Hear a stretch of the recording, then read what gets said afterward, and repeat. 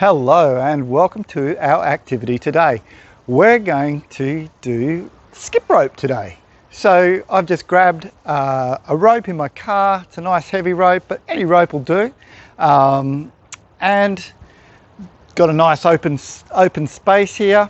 There's only the two of us today. So what I've done is secured the rope to a post at the other end, and that'll be my fellow spinner. So the go with spinning the rope is to be nice and rhythmic. Great for fitness, and once again, yeah, that sense of rhythm. It's a really good way of developing rhythm. A lot of the times traditionally, kids did this with a chant and with a song and skipping to a song. I can't remember any of them off the top of my head, but I know they exist. That's true.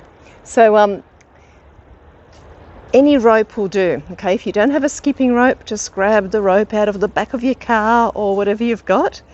And if you've got 2 people plus child available, great. But if you don't, just tie it to a post, which is what we've done in this car park here.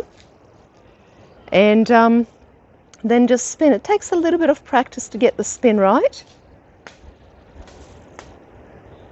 Okay, so you do want the rope to touch the ground at every spin, but you don't want it to get stuck on the ground. With 2 people spinning the rope, it's actually easier. Your circles for your arms can be a lot smaller. You can get the rope a lot higher, which gives your jumper more time. So if you have the luxury of 2 people, yeah, it's fun. But if you don't, you can tie it to a post. So here's something that you can do with younger kids if they're not quite at that level where they can get a feel for the rope going around. Okay, so you can just get them to jump over the rope to begin with. And they can jump with both feet or like that. Then you can start to move the rope, just rhythmically. So the important thing is to have it so that it's in a fairly steady rhythm so they get a feel for it, okay? And let me show you.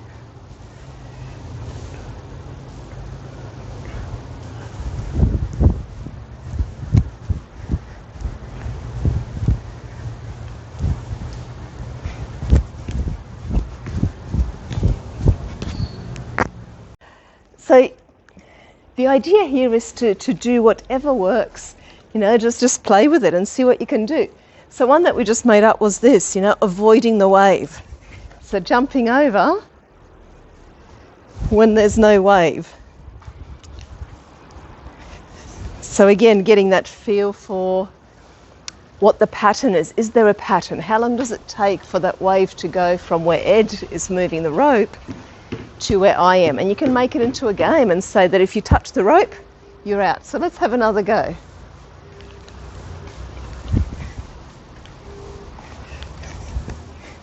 And you can also make a rule, there we go, your turn. You can also make a rule that you can only wait a certain number of waves, right? So you've got to jump within 3 movements. So my job is to try and get him out, and Ed's job is to try and avoid the wave. So it's another thing that you can do. What's another one that we can think of?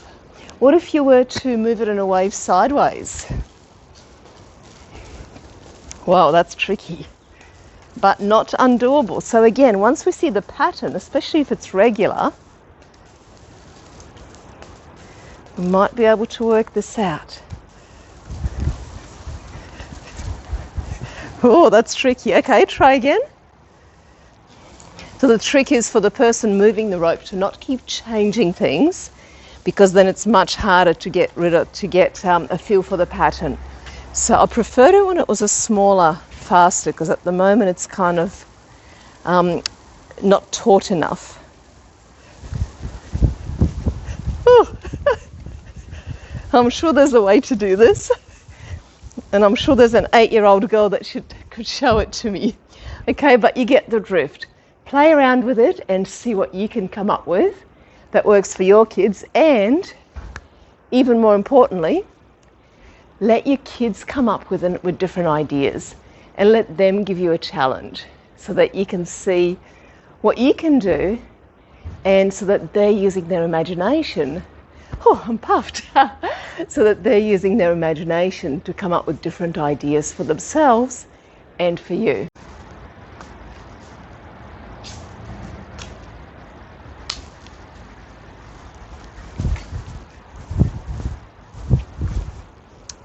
Okay.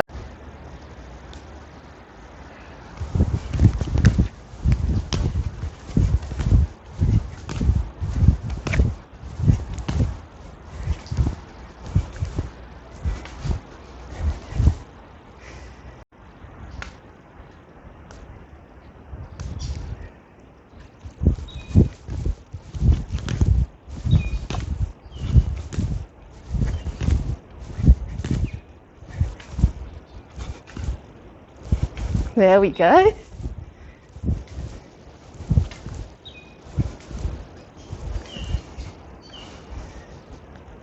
So you can see that with a bit of practice, you can find that rhythm. You know, at first it can seem a bit difficult, but if you just do it a few times, you get that feel for the rhythm. And it's been years since I've done this. It's been decades, and I can see that if I stuck with it, say another 5 minutes, it would actually become quite easy, and I probably wouldn't be getting as puffed. Because at the moment, what's happening is I'm holding my breath, trying to feel the speed of the rope. While once you get more comfortable with it, you're not having to do that. So it's a great way to connect your kids with persistence. And show them how sticking with things makes them seem easy and effortless after a while. So you could see how it took me a little while to find the rhythm of the rope, right? Once you did, you got into it. Yes, yeah, and then it stopped, right? So I found it, and then I stuffed up. But that's okay, because you see with things like this, especially if you have two people spinning the rope, you can really get a feel for the rhythm, and it's a great way to teach your kids persistence. Which is a great life skill. I mean, we all need to develop that skill to challenge ourselves and to grow and to move through, and we can't do that without persistence.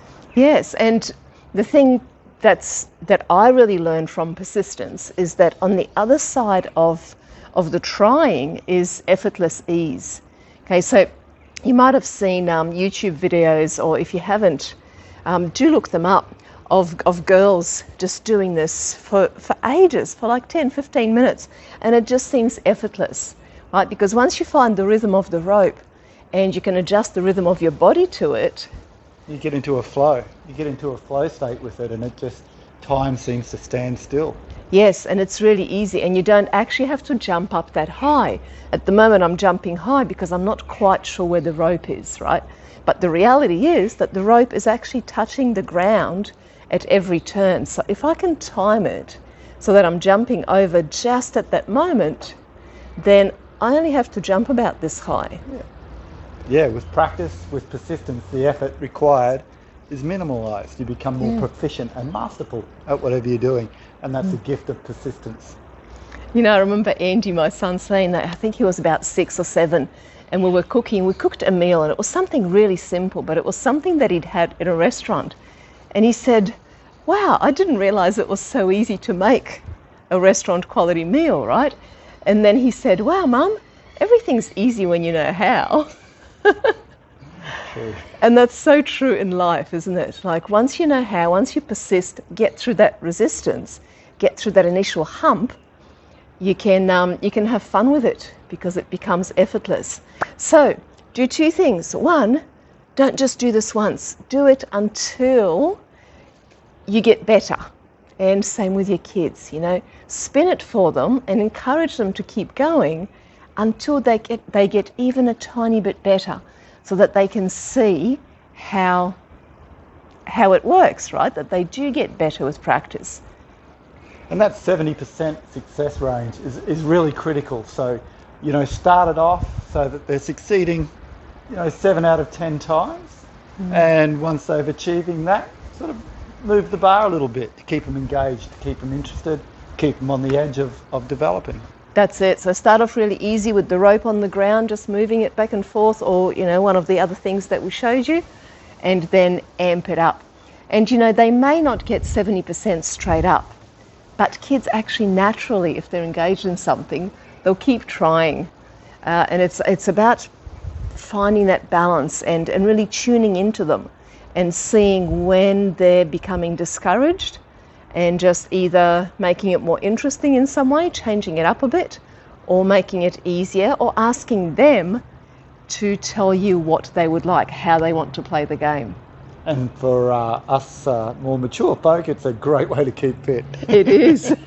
So make sure that you let them give you a challenge as well, as always. All right, take care. Until next time, have fun, and we'll see you much fitter and much healthier tomorrow, right? Skipping your step.